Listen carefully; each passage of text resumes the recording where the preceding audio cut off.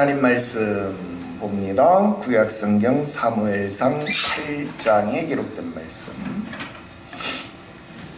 사무엘상 8장 1절부터 9절까지 기록된 말씀.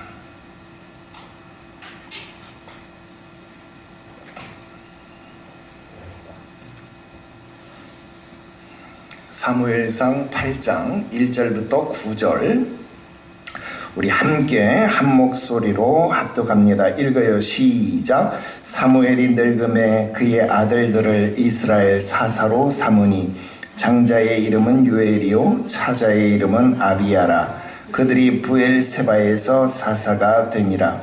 그의 아들들이 자기 아버지의 행위를 따르지 아니하고 이익을 따라 뇌물을 받고 판결을 굽게 하니라. 이스라엘 모든 장로가 모여 라마에 있는 이 사무엘에게 나아가서 그에게 이르되 보소서, 당신은 늙고 당신의 아들들은 당신의 행위를 따르지 아니하니 모든 나라가 같이 우리에게 왕을 세워 우리를 다스리게 하소서 한지라. 우리에게 왕을 주어 우리를 다스리게 하라 했을 때에 사무엘이 그것을 기뻐하지 아니하여 여호와께 기도하매 여호와께서 사무엘에게 이르시되 백성이 내게 한 말을 다 들으라. 이는 그들이 너를 버림이 아니요 나를 버려 자기들의 왕이 되지 못하게 함이니라. 내가 그들을 애굽에서 인도하여 낸 날부터 오늘까지 그들이 모든 행사로 나를 버리고 다른 신들을 섬김같이 내게도 그리하는도다. 그러므로 그들의 말을 듣되 너는 그들에게 엄히 경고하고 그들을 다스릴 왕의 제도를 가르치라. 아멘. 할렐루야. 오늘 계속해서 사무엘상 강의 25번째 시간이 되겠습니다. 오늘 말씀의 제목은 왕에게 왕을 요구하다 이렇게 정했습니다. 여러분, 하나님은 이스라엘의 왕이 되십니다. 그런데도 불구하고 이스라엘 백성들은 지금 왕이신 하나님께 우리에게 왕을 주십시오 이런 요구를 하고 있다 하는 것입니다. 마치 아버지에게 나아가서 아버지, 우리에게 아버지를 주세요 라고 말하는 것과 같다라고 하는 겁니다. 이 얼마나 어이없고 황당한 일이 되겠느냐 하는 것입니다. 그런데 그런 일이 일어났다 하는 것입니다. 자, 과연 이 얘기가 어떤 이야기인가? 오늘 8장 1절부터 9절까지 말씀을 살펴보려고 합니다. 여러분, 사사 사무엘, 선지자 사무엘, 또 제사장 사무엘, 사사 사무엘이 미스바에서 이스라엘 백성들을 모이게 하고 하나님 앞에 그들을 중재하여서 기도하게 하지요.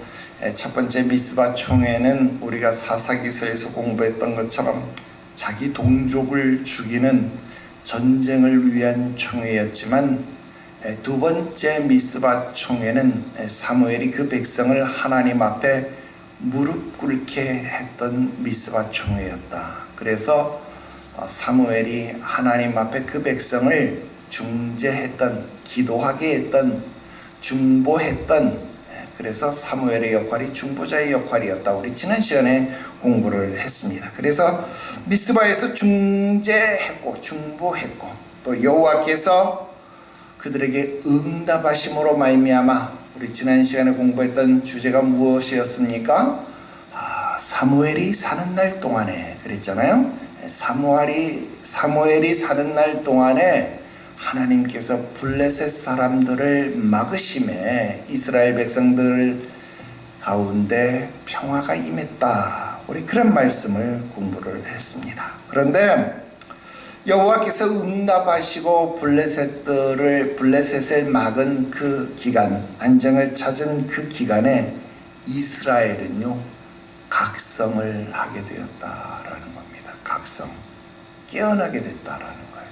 뭔가를 깨닫게 되었다, 알게 되었다, 인식하게 되었다 그 말입니다. 여러분, 그 각성이라고 하는 것 좋은 것인지 나쁜 것인지는 잘 모르겠지만 아무튼 각성을 했습니다. 어떤 각성을 했느냐? 이런 각성을 했어요. 왜 우리는 자꾸만 주변에서 침략을 당할까?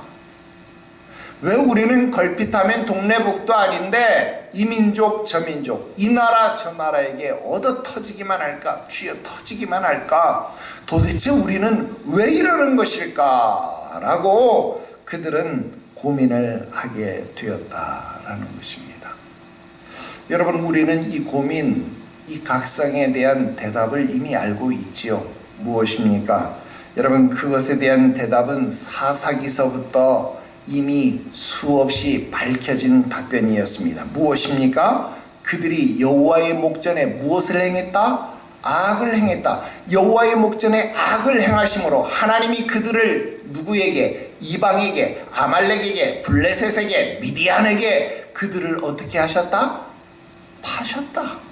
하나님이 그들을 파셨다라는 거예요. 그들이 동네 북이라서 쥐어 터지는 것이 아니라 그들이 여호와의 목전에 악을 행하심으로 하나님이 그들을 내어주심으로, 파심으로 말미암아 그들이 그들에게 압제를 당했다, 그들에게 착취를 당했다라고 하는 것을 우리는 사사기서부터 살펴왔다라는 것입니다. 자, 그런데 지금 이스라엘 백성들이 각성을 했는데 잘못 각성을 하고 있다는 겁니다. 원인 분석을 하고 있는데 그 원인 분석을 잘못하고 있다라는 것입니다. 여러분, 문제의 원인이 무엇인지를 알지 못하면 그 결과도 당연히 잘못될 수밖에 없습니다. 질병의 진단을 바르게 하지 못하면 처방전이 어떻게 될까요? 당연히 잘못된 처방전이 나올 수밖에 없어요. 여러분, 분명히 골절인데 뼈가 부러졌는데 그래서 기부스를 해야 되는데 아이고 이건 찰과상이니까 빨간 약만 바르면 됩니다. 옛날 표현으로 아까진기, 옥도진기 뭐 이런 것만 바르면 됩니다. 여러분, 그렇게 하면 그게 바른 처방이 되겠습니까? 처방이 틀렸다라고 하는 것입니다. 여러분, 문제의 원인을 자기들에게서 찾은 것이 아니라 국가 제도에 문제가 있었다라고 찾았다라는 겁니다.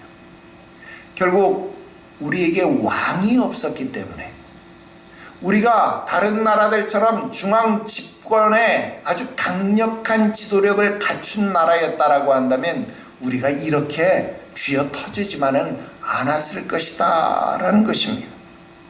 마치 지금 우리나라를 보는 것 같습니다. 헌법제도가 너무 오래되었고 지금의 세상과는 맞지 않다라고 하는 겁니다. 87년도에 세워진 이 헌법체제, 87체제가 너무 오래되어서 지금의 이 체제로는 우리의 세상을 다 담을 수 없기 때문에 헌법을 고쳐야 된다라는 겁니다. 정치인들이 자신들의 자질이나 자신들의 자격에 대한 반성은 하지 않고 법만 고치면 된다라고 하는 그런 생각을 하고 있는 격이다, 그 말입니다. 여러분, 바로 그런 내용이 지금 이 8장에 기록되어져 있습니다. 이스라엘에 전혀 없었던 제도가 등장하는 배경이 되고 있습니다. 오늘 이 말씀은 우리들에게 어떤 교훈을 전달해 주게 될까요? 오늘 세 가지 말씀을 여러분들에게 드리려고 합니다. 첫 번째, 남을 비난할 일이 결코 아니다 라는 것입니다. 다시요. 남 손가락질 해봤자, 남을 비난해봤자 소용없다, 그 말입니다. 왜? 누워서 침 뱉기니까. 여러분, 1절부터 3절의 이야기는요, 이스라엘 백성들이 각성을 하게 된 직접적인 원인을 제공하고 있습니다. 즉, 사무엘이 나이가 많아서 자기 아들들을 사사로 임명을 했는데 그들이 사사로서 제대로 사명을 감당하지 못했다 하는 겁니다. 이러니까 백성들이 차라리 이럴 거면 우리들에게 더 이상 사사가 아니라 우리들에게 차라리 왕을 세워주세요. 그러면 낫지 않겠습니까? 여러분, 이런 생각을 했다 하는 겁니다. 여러분, 사실 이 부분은요, 이 정도의 교훈이면 충분한 내용입니다. 그런데 저는 오늘 1절에서 3절의 내용을 이런 교훈으로 여러분들에게 전달을 하려고 하는 것이 아니라 이 부분을 조금 뚝 떨어뜨려서 아주 다른 내용을 여러분들에게 말씀을 드리고 싶다 하는 겁니다. 먼저 1절에 보니까요, 사무엘이 늙음에 그랬잖아요. 자, 사무엘이 늙었다. 사무엘이 몇 살쯤 됐을까? 성경학자들이 추론을 해보니까 이때 사무엘의 나이는요, 한 50대 정도밖에 안 됐어요. 사실 늙었다라고 말하지만 사무엘의 나이가 한 50대 정도밖에 안 됐다, 그렇게 추산을 합니다. 왜 그런가? 그 이유는요, 사무엘이 소명을 받았을 때, 그러니까 사무엘아 사무엘아 사무엘아 사무엘을 불렀을 때 그때의 나이가, 사무엘을 나으르라고 불렀었던 그때의 나이가 한 12살 정도로 추산이 되어지거든요. 그래서 12살 때에 소명을 받았고, 훗날 사울이 이 왕으로 취임을 했을 때, 왕으로 기름 부음을 받았을 때가 약 주전 1050년경 정도로 역사적 사실로 보여지는데요. 그렇다고 한다면 이 미스바 전투와 연계해서 추산되어지는 이 사무엘의 나이는요, 한 52세 정도밖에 되어지지 않습니다. 그러니까 52세, 50대 이러면 사실 사무엘의 나이가 그렇게 많은 나이는 아닙니다. 그죠? 그런데 아무튼 이 50대는요, 겪어본 사람들은 알죠. 겪어본 사람들은. 지금 우리 나이 때가 되면 슬슬 이 체력적 한계를 경험하기 시작하는 때인 것만큼은 분명합니다. 더군다나 요즘처럼 이동수단이 존재하던 그런 때가 아니잖아요.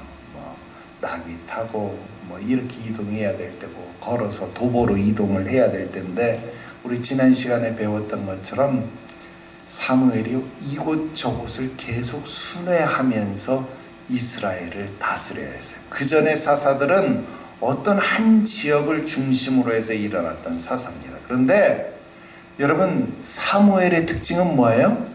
지난번에 우리 처음에 사무엘 공부했을 때 어때요? 사무엘이 단에서 부엘세바까지, 그런 이야기 했죠. 단에서 부엘세바까지, 그러니까 이스라엘 전역에 걸쳐서 무엇으로 소문이 났어요? 선지자로서 소문이 났다. 그러니까 여러분, 사무엘은요, 어느 한 지역의 사사가 아니라 전국구 이스라엘 전체를 아우르는 그런 사사로서 이스라엘을 다스렸다, 이 말이에요. 그러니까 전국을 오가면서 순회하면서 그가 이스라엘 백성들을 재판하는 판관의 역할을 했는데, 그러다 보니까 여러분 어때요? 50대 되면 슬슬 50견도 오고 무릎이 어때요? 아프잖아요. 무릎이 아프니까 여러분 좀 걷고 이러는 게 힘들겠어요? 안 힘들겠어요? 힘들어요. 그러니까 여러분, 사무엘이 50대가 되니까 여러분 전국을 그렇게 매번 다니면서, 그러면요 무릎 다 나갑니다. 진짜로. 지금도 성지순례 하면요, 여러분 이스라엘이 땅이요 그렇게 도보로 다니면서 완전히 그렇게 다닐 수 있는 그런 땅이 아니에요. 여러분, 갈렙이 이 산지를 내게 주셔서, 그 산지라고 하는 것, 여러분 그 보통 다닐 수 있는 그런 땅이 아니다, 이 말이에요.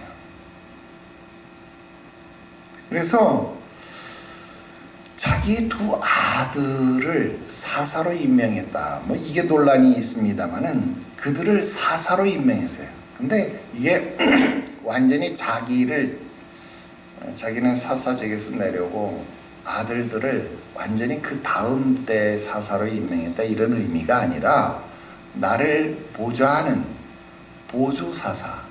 보조사사로 임명했다 그런 의미로 보여집니다. 특히 2절에 보니까 그들이 브엘세바에서 사사가 되니라 그랬잖아요.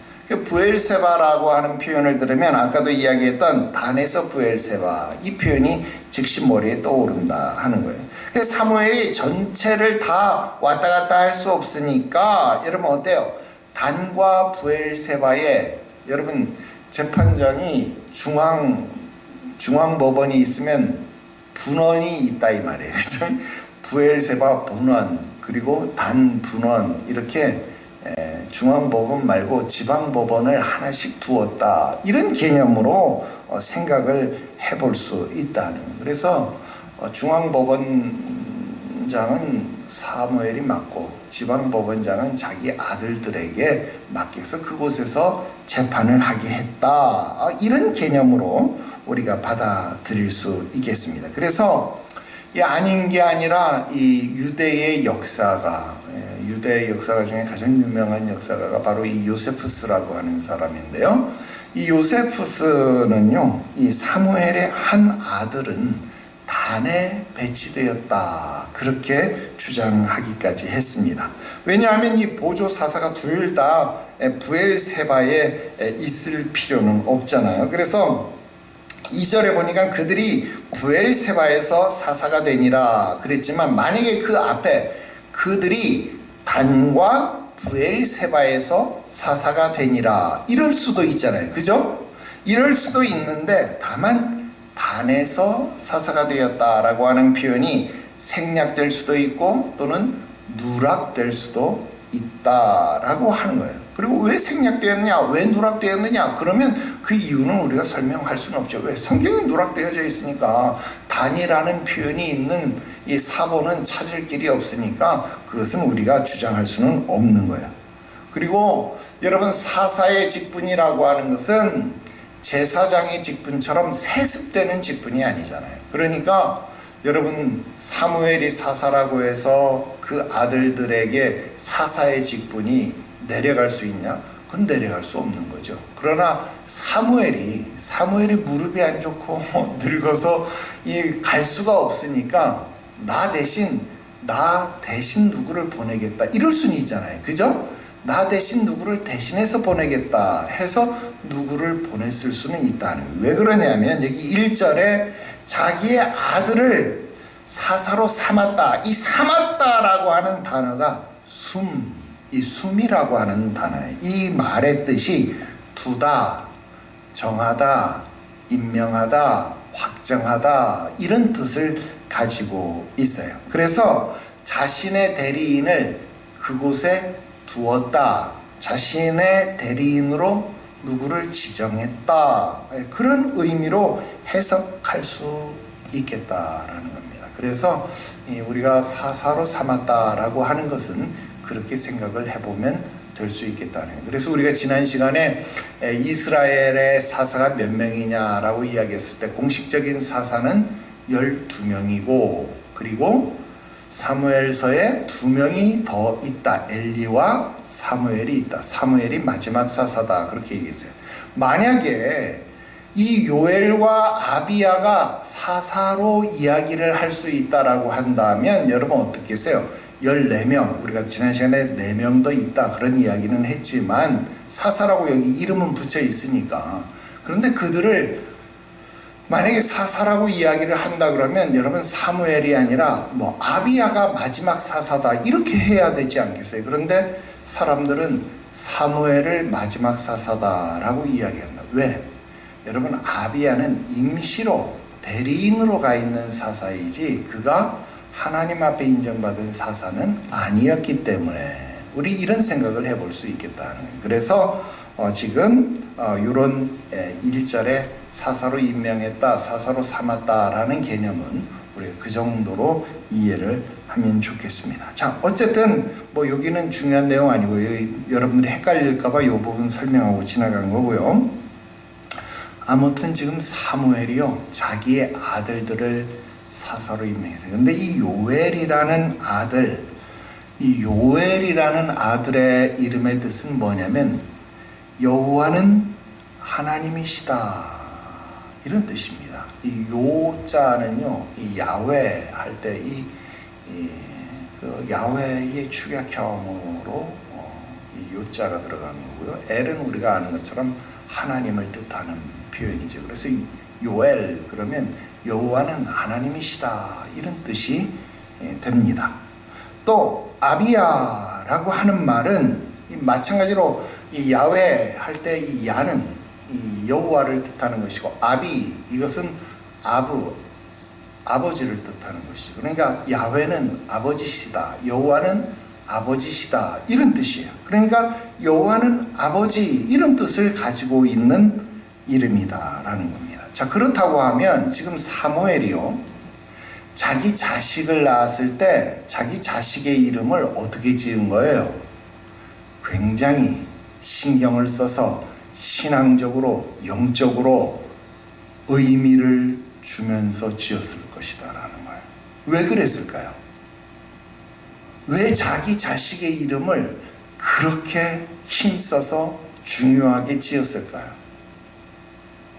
여러분, 사무엘은 어떤 기억을 가지고 있어요? 자기가 어렸을 때 12살 때 하나님께 부름을 받았어요. 그런데 첫 번째 부르심을 받아서 들은 말씀이 뭐예요? 엘리 집안, 제사장의 집안의 멸망, 제사장 집안의 저주받을 일에 대해서 계시를 받은 거잖아요. 얼마나 두렵겠어요, 그죠? 이 일을 보니까 야, 이건 정말로 자식 교육을 제대로 안 시키면 안 되겠구나. 여러분, 사무엘이 두렵고 떨리지 않겠어요? 굉장히 두렵고 떨리는 일이 아닐 수 없다는 거예요. 그러니까 사무엘이요, 자식의 이름을 이렇게 신경 써서 지었다는 거예요. 신경 써서 지었다라는 것은 자식에게 이름을 주면서 너는 이런 이름이야, 너는 이렇게 하나님을 섬겨야 돼, 너는 하나님을 아버지처럼, 너는 여호와가 하나님이신 것을 깨달으면서 살아야 돼. 여러분, 자식에게 쉬운 말로 이야기하면 주입식 교육을 시킨 거 아닌가? 굉장히 열심히 신앙적인 교육을 시킨 것 아니에요? 그죠? 자, 반면 엘리가 자기 자식들을 낳았을 때 자식들의 이름이 무엇이었느냐? 우리가 아는 것처럼 엘리의 두 자식의 이름은 홈니와 비느하스였어요. 근데 우리 홈니, 비느하스 그 이름의 뜻 공부했나요? 안 했죠? 왜 안 했을까요? 이름의 뜻이 별로 중요하지 않아요. 홈니라고 하는 말은 그냥 주먹쟁이, 요즘 말로 하면 권투선수, 뭐 이런 뜻이에요. 주먹쟁이, 홈니. 비느하스, 뭐 페니하스, 원래 발음은 페니하스. 비느하스라고 하는 말은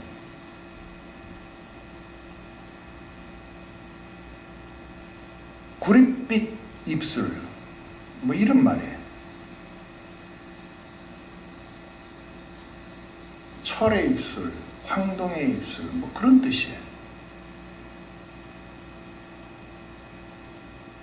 여러분, 우리가 알지만 뭐 야곱의 12아들들이 태어날 때 어머니들이 이름을 지었잖아요. 야곱과 에서가 태어날 때도 어떤 것을 가지고 이름을 지었어요? 모세가 태어날 때도 태어나는 순간 있었던 어떤 상황, 또 어떤 특별한 사건, 그런 것들을 가지고 이름을 지었잖아요. 그러니까 홈니가 태어났을 때 아마 주먹을 쥐고 태어났을 수 있겠죠. 주먹을 잘 안 폈을 수 있겠죠. 그러니까 아이고, 너 주먹쟁이구나. 그러니까 이름이 홈니가 됐을 수 있겠죠. 그죠? 비느하스는 태어났을 때 뭐 목이 좀 졸렸든지 엄마가 뭐 힘을 줘서 그랬든지, 여러분, 피가 잘 안 통해서 입술이 구릿빛, 피가가 좀 그래서 했든지, 뭐 입술이 구릿빛을 좀 띄울 수도 있겠죠. 철 성분이 뭐 이렇게 좀 구릿빛을 띄었을 수 있겠죠. 야, 너 입술이 푸르구나, 너 입술이 좀 철 색깔이구나, 황동 색깔이구나, 너는 비느하스구나, 너는 페니하스구나, 이름을 그렇게 붙였을 수 있죠. 그래서 홈리와 비느하스는 이름이 그렇게 된 거예요. 그러니까 엘리는 자식을 키우면서 홈리와 비느하스에게 어떤 특별한 의미를 부여해서 자식을 키운 게 아닙니다. 자, 그런데 사무엘은 이 두 자식이 어떻게 멸망된 것을 보았기 때문에 자기 자식은 그렇게 되면 안 되겠다. 굉장히 지금 강박관념에 있어서 자기 자식을 이렇게 키운 거죠. 너 하나님 이렇게 섬겨야 돼. 너 하나님 이렇게 해야 돼. 굉장히 그렇게 했잖아요. 자, 그런데도 불구하고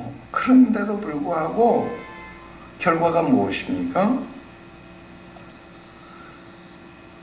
이 두 아들이 요엘과 아비야가 더러운 이익을 취하고 뇌물을 받고 판결을 왜곡하는 그런 일을 자행했다 이 말입니다. 엘리의 두 아들과 다를 바가 없었다 그 말입니다.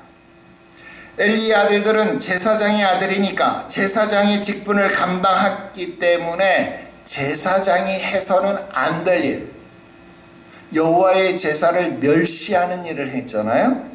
근데 사무엘의 아들들은 누구의 아들이에요? 사사의 아들이잖아요. 제사장 아들이 아니잖아요. 사사의 아들인데 사사의 직분을 감당하면서 해서는 안 될 일을 지금 하는 거잖아요. 더러운 이익을 취했고 뇌물을 받았고 판결을 왜곡했다 이 말입니다. 사사가 하면 안 될 일, 여러분 이 일도 여러분 어때요? 출애굽기 23장 2절부터 8절까지 나왔던 내용들이 이런 거 하면 안 돼. 율법이 명하는 일입니다. 근데 그 일들을 그대로 지금 사무엘의 아들들이 했다 그 말입니다. 여러분, 엘리가 자식 교육에 무관심해서 자식들이 그렇게 된 겁니까? 그러면 자식 교육에 그렇게 열과 성을 쏟았던 사무엘은 왜 그렇게 된 겁니까? 그러니까 남 비난할 필요 없다 이 말입니다. 남 지적할 필요 없다 그 말입니다. 남에게 손가락질 할 필요 없다 그 말입니다.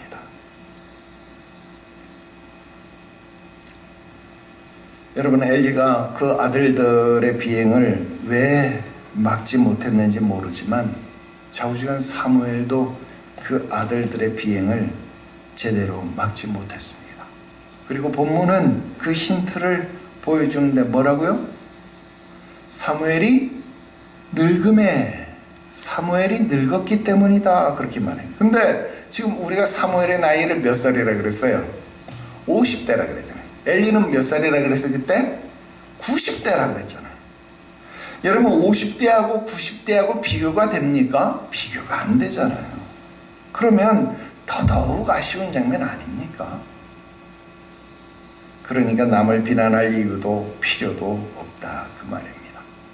결국 남을 비난하는 것은 자기에게 돌아온다라는 이 사실을, 이 평범한 진리를 알아야 된다는 거예요. 여러분, 나는 목회를 하면서요, 선배 목사님들에게서 아쉬운 장면들을 여러 번 목격을 했습니다. 그러면서 내가 젊었을 때는 야, 나라면 절대 저러지 말아야지. 여러분, 이런 다짐을 수십 번은 더 했을 거라고 생각이 들어요. 근데 내가 나이가 들면서 내가 똑같은 모습들을 행하는 것을 보면서 야, 정말 깜짝깜짝 놀라지 않을 수 없더라 그 말입니다. 그러니까 남 비난할 필요 없고 남 손가락질 할 필요 없고 여러분 남 정죄할 필요 없더라 그 말입니다. 여러분, 엘리와 그 아들들이 자신의 죄악으로 말미암아 누가 사무엘이 선지자로 사사로 세워졌잖아요. 그런데 지금 자신의 아들들의 패역함으로 말미암아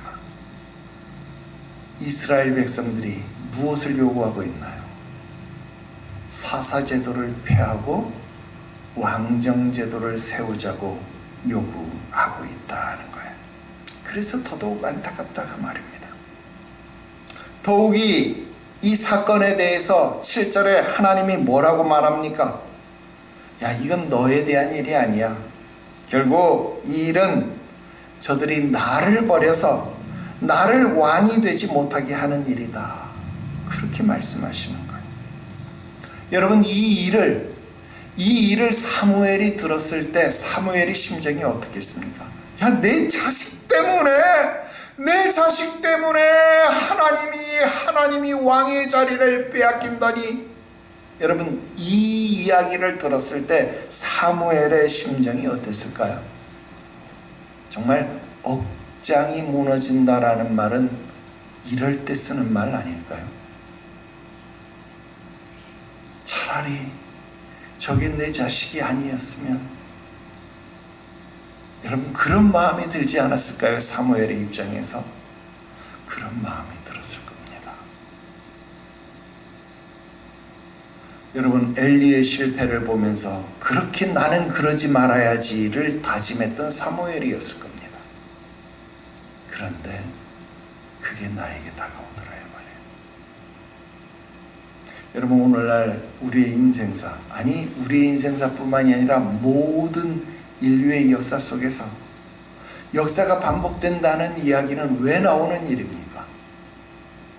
남을 이야기하고 남을 판단하고 남을 정죄하는 일이 얼마나 쉬운 일입니까? 그런데 그 사람이 행하는 실수, 그 사람이 행하는 죄악, 그 사람들이 넘어지는 그 지점들은 나도 넘어질 수 있다라는 사실을 여러분 잊지 마시기를 바랍니다. 그래서 그 사람들을 이해하고 그 사람들을 포용하고 그 사람들을 인정하고 깨달을 수 있어야 거기에서 진정한 사랑이, 진정한 배려가, 진정한 용서가 생길 수 있는 것을 여러분 기억하시기를 주 예수의 이름으로 축원합니다. 두 번째 말씀 드립니다. 왕을 요구하는 장로들의 모습입니다. 자, 사무엘의 아들들의 사건은요, 더 이상 사사 제도가 이스라엘에게 맞지 않는다라는 의미로 해석되고 있습니다. 지금 우리나라에도 87체제, 이 87시대에 만들어진 헌법이 맞지 않다, 이 생각하고 유사합니다. 이제 더 이상 제왕적 대통령제로는 불행한 대통령을 막을 수 없다라는 거예요. 그런데 우리가 불행한 대통령만 봤습니까? 아니잖아요. 여러분, 옛날에는 불쌍한 국회의원들이 있었지만 지금은 다수의 국회의원이 어떻게 행정, 사법을 한꺼번에 통째로 말아먹을 수 있는지도 우리는 여실하게 봤다 이 말입니다. 그러니 정말로 이 체제로는 안 될 것 같습니다. 그래서 이번에는 정말 반드시 헌법이 바뀌어야 되겠다, 그런 생각은 맞습니다. 우리가 이렇게 느끼는 것처럼 아마 이 당시 장로들도 이런 느낌을 받는 것이다 이 말이에요. 똑같이 그런 느낌을 받는 겁니다. 그래서 이들이 라마에 있는 사무엘에게 나와서 지금 요구하는 거예요. 뭐라고? 우리에게도 다른 나라들처럼 왕을 세워달라. 여러분, 이게 5절의 요구입니다. 자, 그런데 우리는 이 요구가 왜 잘못된 것인지를 먼저 알아야 될 것 아닙니까? 자, 5절 보세요. 5절에 우리에게 다른 나라들처럼 모든 나라와 같이 우리에게 왕을 세워서 우리를 다스리게 하소서. 뭐가 되겠다는 거예요? 우리도 모든 나라와 똑같아지겠다, 일반화 되겠다, 지금 이렇게 이야기하잖아요. 그런데 여러분들은 뭘 배웠어요? 레위기서를 배웠잖아요. 레위기서의 특징은 뭐예요? 너희는 일반과 똑같아지면 안 된다라는 거예요. 레위기서의 주제는 뭐예요? 너희는 일반 사람과 구별되어야 된다는 거예요. 똑같아지면 안 되고 일반과는 완전히 다른 구별돼야 되는 거. 어떻게 달라야 되는 거예요? 제사 드리는 것도 달라야 되는 거고, 음식법도 달라야 되는 거, 먹는 것도 달라야 되는 거고, 옷 입는 것도 달라야 되는 거고, 생활하는 것도 달라야 되는 거고, 모든 삶의 방법이 세상 사람들과는 전혀 달라야 되는 것이 너희다라는 거예요. 너희가 세상 사람과 다른 것이 구별됨이고, 그 구별됨이 거룩함이야. 너희는 어떻게 구별되어져야 되느냐? 내가 세상과 구별되는 것처럼 너희도 그렇게 구별되어야 해. 여러분, 이것이 하나님이 우리에게 말씀하시는 것이다 이 말이에요. 그 당시 고대 근동에 있는 많은 나라 백성들이 동등한 또는 동일한 제사 방식, 삶의 방식, 여러분 그렇게 살았지만 너희는 제사 드리는 방식 달라야 돼. 왜? 그 당시 사람들은 몰렉에게 자기 자식들을 불태우고, 여러분 또는 제사 드리면서 음행을 저지르고 이런 방법으로 제사를 드렸지만 너희는 그렇게 제사 드리면 안 돼. 너희는 이렇게 제사를 드려야 돼. 그래서 제사법이 필요한 것 아닙니까? 그리고 너희는 삶의 방식, 곧 음식, 절기, 의복, 성결, 규례 모든 것이 완벽하게 구별되는 것 아닙니까? 심지어는 할례에 이르기까지. 그래서 하나님의 백성으로 구별되어져야 돼요. 그래서 너희가 완전히 구별되기 위해서 가나안 땅에 들어가면 그 땅의 백성들을 싹 없애버리고 섬멸해버리고, 헤렘 전쟁을 통해서 그들을 싹 전멸해버리고, 즉 그 땅에 있는 봉건제도, 왕정제도를 싹 없애버리고 여호와의 신앙의 근간을 두는 평등주의적인 사회건설, 신정주의를 세우는 것이 목적이었다 이 말입니다. 그런데 여러분, 그 명령을 받은 이스라엘이 지금 가나안 땅에서 어떻게 하겠다는 거예요? 다시 가나안 땅의 봉건제도를 세우겠다는 거예요. 다른 나라처럼, 모든 나라들처럼 되고 싶다라는 거예요. 여러분, 그러니 이 얼마나 황당한 일이냐 이 말이에요. 여러분, 사사제도라는 것이 우리가 사사기를 부정적인 결론으로만 생각을 하니까 이게 좀 안타까워 보이죠. 왜? 사사기 결론, 이스라엘의 왕이 없으므로 각 사람이 자기 소견에 좋은 대로 행했다. 우리 이렇게 결론을 보았기 때문에 여러분, 이게 안 좋은 것처럼 보이지만 여러분, 사사제도라는 것은요 굉장히 중요한 제도였습니다. 왜냐하면 사사제도는요 메시아 사상을 드러내는 제도였기 때문에 그렇습니다. 왜? 이스라엘 백성들이 고통 가운데 거할 때에 그들이 하나님 앞에 부르짖으면 하나님이 그들 가운데 한 구원자를 보내시고 구원자가 그들을 구원해내는 것, 그게 사사 아니었습니까? 그 구원자를 보내는 것이 무엇이에요? 바로 메시아 아닙니까? 그래서 우리는 우리의 영원한 사사, 우리의 영원한 사사, 진정한 왕이신 예수 그리스도를 기다리는 것 아닙니까? 그래서 이 사사제도라고 하는 것은요 이스라엘에만 있는 굉장히 중요한 제도였다라는 거예요. 그런데 지금 이 제도를 폐하자라는 겁니다. 하나님이 직접 임재하셔서 그들을 다스리던 광야 시대, 그리고 그 대리자로서 사사가 일어나서 그 백성을 이끌고 다스리던 이 사사 제도를 거부하고 그들 가운데 일반적인 왕정제도, 그것도 중앙 집권적인 왕정제도를 원하고 있다라는 겁니다. 여러분, 이것이 무엇을 의미하는지는 다음 시간에 더 다뤄야 됩니다. 근데 지금 그걸 원하는 거예요. 자, 세 번째, 사무엘과 하나님의 반응입니다. 자, 그 누구보다도 하나님의 마음을 잘 아는 사무엘은요 바로 그들의 요구사항을 기뻐하지 않습니다. 왜? 사무엘은 하나님의 마음이 무엇인지 알고 있기 때문에 그래요. 6절에 뭐라고 말합니까? 기뻐하지 아니하여. 여러분, 이 말을 문자적으로 그대로 해석하면요 사무엘이 눈으로 보기에 악하게 생각했다, 악하게 판단했다, 그 말입니다.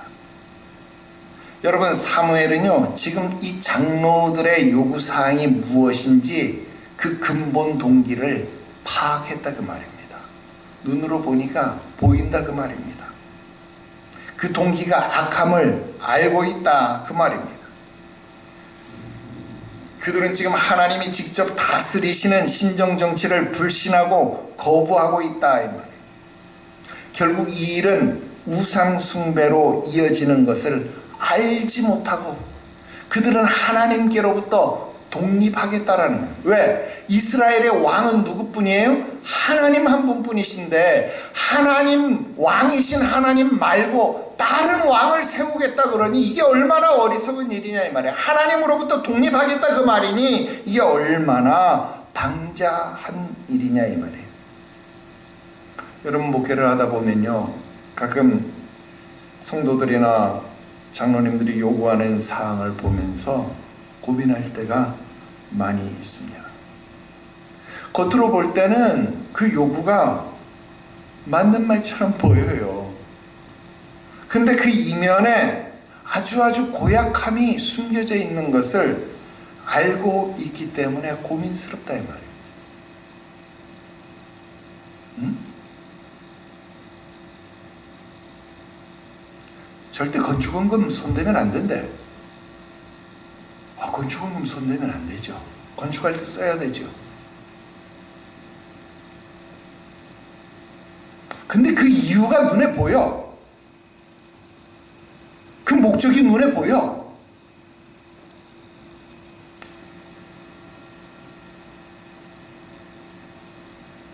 그럴 때는 괴로운 것이죠.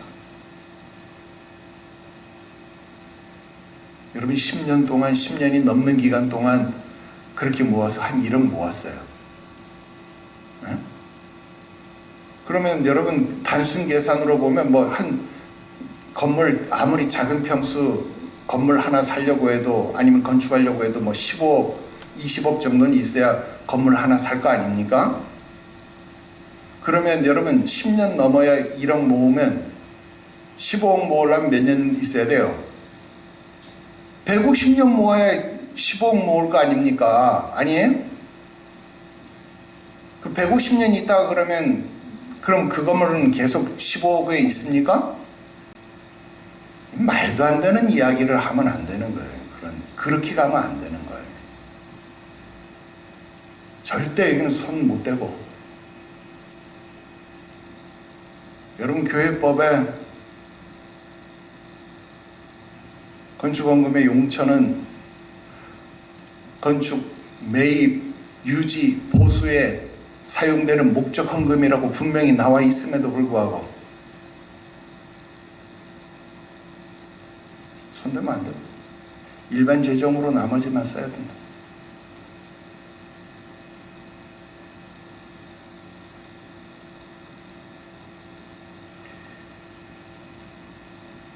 이스라엘이 자기들이 구하는 것이 무엇인지 알지 못하는 것처럼 때로는요 성도들이 자기가 구하는 것이 자기들이 말하는 것이 주장하는 것이 무엇을 구하는 것인지 무엇을 말하는 것인지를 잘 알지 못하는 때가 얼마나 많은지 모른다 이 말이에요. 이거 안타까운 일이죠. 사무엘이 선지자이기 때문에 하나님 앞에 물었습니다. 그리고 7절에 하나님은 그들의 본심이 무엇인지를 지적합니다. 그리고 해야 할 일을 말씀합니다. 첫 번째 뭐라고요? 그들의 말을 들어주라. 근데 이 부분을요 착각하면 안 됩니다. 그들의 말을 들어주라 이렇게 하면 그들의 말대로 해라. 여러분 이렇게 들으면 안 돼요. 여러분 이거 자식 키우다 보면 우리가 이건 많이 경험하죠. 여러분 자식이 지나치게 요구를 할 때 어쩔 수 없이 수용하는 경우들이 있잖아요. 근데 그 수용이 진정한 허락입니까? 아니잖아요. 여러분 이 8절과 9절 사이에요. 그러므로 그랬잖아요. 그러므로 히브리어로 왜라고 하는 접속사인데요. 이 왜라고 하는 접속사는 인과절을 포함하는 접속사예요. 그러니까 8절 때문에 나타나는 결과로서의 9절입니다. 즉 그들이 원하는 대로 해주되 여호와를 버리고 다른 신들을 섬김같이 왕을 요구하는 이스라엘에 대한 형벌적 성격을 띠고 있는 수용이다 그 말입니다. 여러분, 모세가 이혼 증서를 써주고 이혼해라 그랬잖아요. 그러니까 이혼해도 좋다 그랬어요? 그러면 하나님이 짝지어준 것을 사람이 나누지 못할지니라 하는 말씀하고는 배치되는 말씀 아닙니까? 성경이 서로 상충되는 말씀 아닙니까? 하나님이 짝지어줬는데 어떻게 사람이 이혼 증서를 써주고 나눌 수 있어요? 나누지 못하는 거예요. 그럼 왜 모세는 이혼 증서를 써주고 나누라고 이야기를 했냐 말이에요. 왜 이혼하라고 했느냐 이 말이에요. 예수님이 뭐라 그랬어요? 너희의 완악함을 인함이라. 여러분, 결국 그 책임은 누가 받는다는 거예요? 너희가 받는다 그 말입니다. 그래서 여러분, 우리가 흔히 하는 말로 이혼해서 그리고 재혼해서 잘 되는 경우 본 적 있나요? 물론 있을 수 있어요. 그죠? 그런데 여러분, 옛날부터 많이 하는 말, 주광지쳐 버리고 잘 되는 놈 못 봤다 이런 말 있잖아요. 그런 말 왜 나오겠어요? 보통 사람들이 이혼해서 재혼하는 이유들 보면 여러분 어때요? 자기 욕심 때문에 이혼하고 자기 마음에 드는 여자 또는 돈 있는 남자 뭐 이렇게 해서 뭐 재혼하고 막 그런 거 아닙니까? 여러분, 그런 경우 끝이 좋나요? 결말이 좋나요? 하나같이 우리 드라마에서 보는 막장 드라마 되는 경우 아니에요? 여러분, 대부분 개인의 욕심 또는 개인의 부정인 경우가 다반사 아닙니까? 그러니까 그 책임을 그가 받는 것이 당연하다 이 말입니다. 마찬가지로 하나님을 버리고 우상을 선택하는 일 할 수 있죠. 그러면 어떻게 합니까? 그거 들어주라. 그런데 그 책임은 누가 져라? 네가 져라 그 말입니다. 여러분, 교회를 떠나는 일 할 수 있지요. 교회를 회파하는 일, 대적하는 일 얼마든지 할 수 있지요. 그러나 그 자유에 대한 책임도 그가 져야 하는 것이죠. 여러분, 이 사실을 알라 하는 거예요. 이게 첫 번째. 그래서 그들의 말을 들어주라. 그 다음 두 번째, 들어주되. 어떻게 들어주라는 거예요? 두 번째 뭐예요? 그들에게 엄히 경고하라. 여러분, 여기 경고라고 하는 말은요, 타이드라는 말입니다. 여러분, 이 말은 증거하다, 증인을 세우다라는 말입니다. 일반적으로 이 형벌적 책임을 말하면서 허락하는 경우에는요, 성경은 반드시 그 후과를 말하는 거예요. 선악과를 먹지 말라. 그렇게 해서 끝나는 게 아니에요. 성경은 반드시 그 뒤에를 말하는 거예요. 이것을 먹는 날에는 정녕 죽으리라. 먹든 안 먹든 그건 네 자유야. 그런데 먹으면 어떻게 된다? 죽는다. 성경은 그것을 말하는 거예요. 여러분, 사람들이 이렇게 말하면 목사가 저주한다고, 교회가 그렇게 나쁜 말만 한다. 여러분, 성경은 우리 신명기서에 배웠듯이 저주와 축복은요, 동전의 앞뒷면과 같아요. 저주가 아니에요. 순종과 축복과 저주는요, 동전의 앞뒷면과 같아서 이걸 지키면 축복이 되는 거예요. 근데 안 지키면 저주가 되는 거예요. 여러분, 모르고 구하는 거면 죄가 아닐 수 있지만, 그러나 알고도 구하는 것이라면요, 반드시 그 책임을 지게 되는 것이다 라는 겁니다. 여러분, 그러면 그런 질문을 할 수 있죠. 목사님, 우리도 왕이신 하나님 믿는 거 아닙니까? 그런데 왜 마치 왕정제도가 안 좋은 것처럼 말씀하세요? 지금 여러분, 그런 질문 생길 수 있어야 됩니다. 예, 맞습니다. 이스라엘에게 왕이 없어서 각 사람의 주인의 소견에 좋은 대로 행했다. 이게 사사기 결론 아닙니까? 그러니 진정한 왕이 있었다면 그들이 왕의 통치를 받을 수 있었을 것이다. 제가 사사기서의 결론으로 여러분들에게 말씀드렸습니다. 그래요. 그러니까 우리는 진정한 왕, 진정한 메시아를 기다리는 것이다 라는 겁니다. 그런데 거기에는요, 약간의 차이가 있습니다. 거기에 대해서는 다음 시간에 말씀을 좀 드릴게요. 굉장히 중요한 문제입니다. 하나님이 직접 다스리는 것과 그 다음 왕이 생긴 다음에 하나님의 다스림이 어떻게 변하는가. 여러분, 왕이 세워지면 중앙 집권적인 힘이 있어서 나라가 부강해지는 것 결론부터 이야기하면 한 단계가 더 생기는 거예요. 하나님이 우리를 다스리시는 것은 변하지 않아요. 즉 왕이 없을 때는 우리는 하나님께 11조하고 하나님만 섬기면 됐어요. 그죠? 근데 왕이 생겼어요. 그러면 우리는 하나님께 11조하고 하나님을 섬기고 하나님만 따르는 책임 이외에 왕이 생겼으니까 왕 앞에 뭣도 바쳐야 돼요? 세금도 바치고 왕에게 의존도 행해야 되고 왕에게 행할 일도 해야 합니다. 그러니까 왕정을 구하는 게 더 좋은 거예요? 나쁜 거예요? 나쁜 거예요. 근데 그걸 알지 못하는 거예요.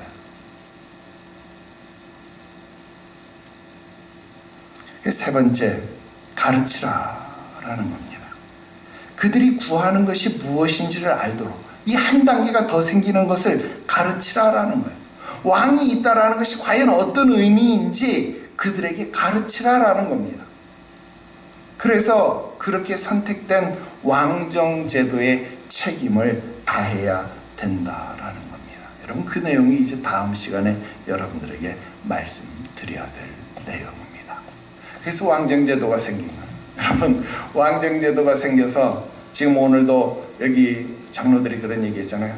당신은 늙었고 당신의 아들들은 당신의 길로 가지 아니하고 당신의 행위를 따르지 아니하니 우리에게 왕을 주소서 이랬는데, 여러분 그 세운 왕들이 이 장로들의 순진한 바람처럼 좋은 왕만 있었습니까?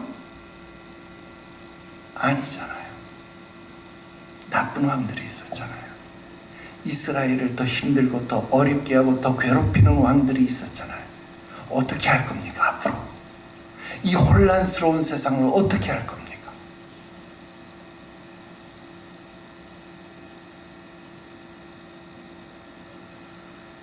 이 어려움에 대해서, 이 고민에 대해서 다음 시간에 또 말씀을 드리겠습니다. 오늘은 여기까지입니다. 기도드립시다.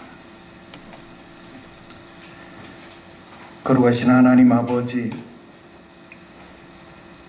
사무엘이 자신의 아들들의 이름에 교육적 목적을 가미하면서 그렇게 힘쓰고 애썼음에도 불구하고 실패하고 또 실패했던 것을 보았습니다.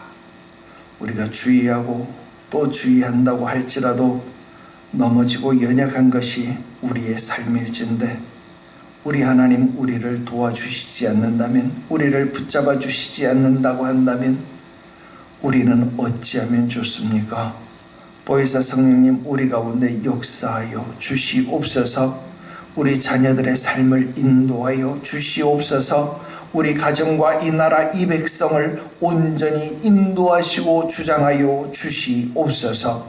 이 험하고 이 어두운 세상 가운데 빛으로 산다는 것이, 소금으로 산다는 것이 얼마나 어려운 일인지 알지 못합니다.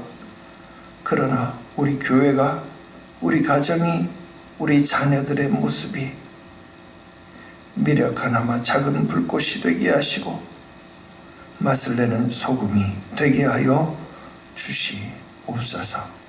주님이 찾으시는 그 한 사람의 신실한 믿음의 씨앗들이 되게 하여 주시옵소서.